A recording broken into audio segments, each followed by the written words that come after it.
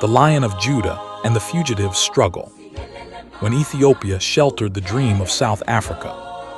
When one nation's freedom became another's duty, that was when Africa truly began to rise. The year was 1962. Across the African continent, the winds of liberation were rising like a storm. Colonial empires trembled, and oppressed nations began to stand. Yet in the deep south of the continent, the shadow of apartheid stretched long and dark, dividing, dehumanizing, and silencing the voices of millions.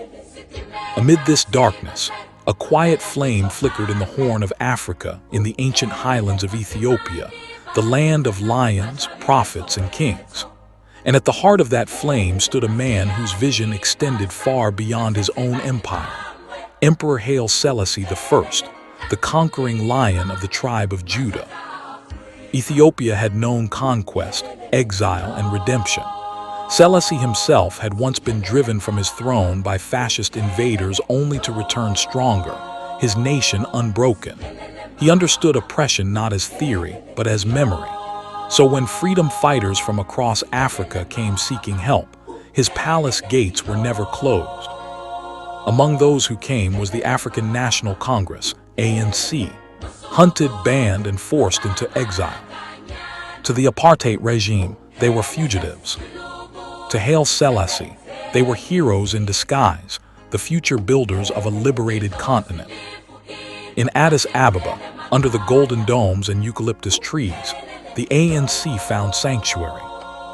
It was here that Nelson Mandela himself walked quietly through the city's streets, disguised as a driver named David Matsame, traveling under an Ethiopian passport.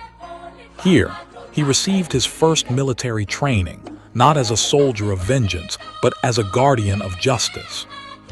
Mandela later wrote, "Ethiopia has always held a special place in my imagination. I felt I would be visiting my own genesis, unearthing the roots of what made me an African." Haile Selassie welcomed Mandela and his comrades with both warmth and warning, and said, "Freedom is never given, it is won, but he who fights for justice must never lose the light of mercy." Under the emperor's directive, Ethiopian officers trained ANC recruits in guerrilla tactics, survival skills, communication, and leadership. They trained not to conquer, but to endure, to return one day and rebuild their homeland on foundations of dignity and peace. But Ethiopia's support went far beyond the military. A diplomatic cover and financial aid flowed through quiet channels to sustain the ANC's operations abroad. When apartheid agents sought to isolate the movement, it was Ethiopian diplomats who spoke in African and global forums, defending the legitimacy of the ANC as the voice of a silenced nation.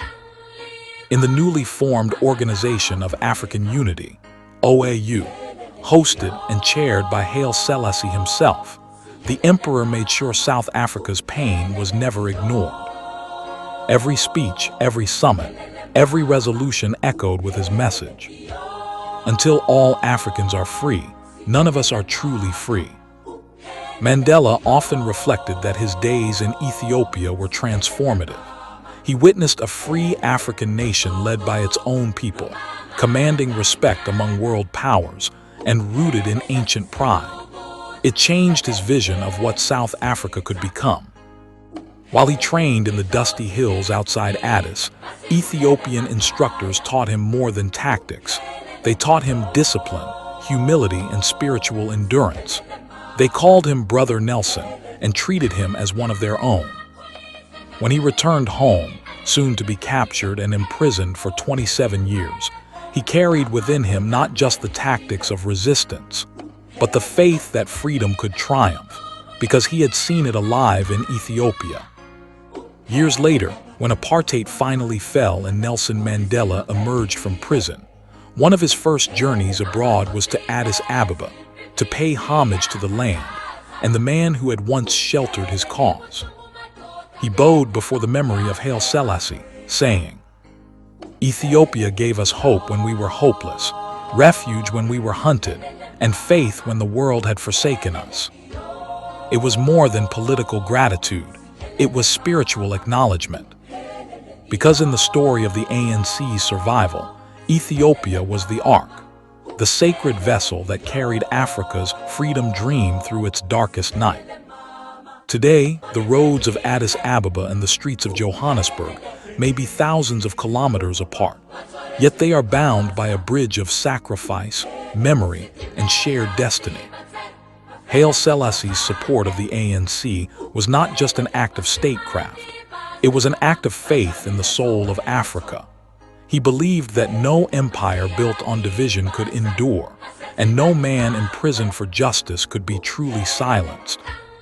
And so, the Lion of Judah roared from the mountains of Ethiopia, and his echo reached the prisons of Robben Island.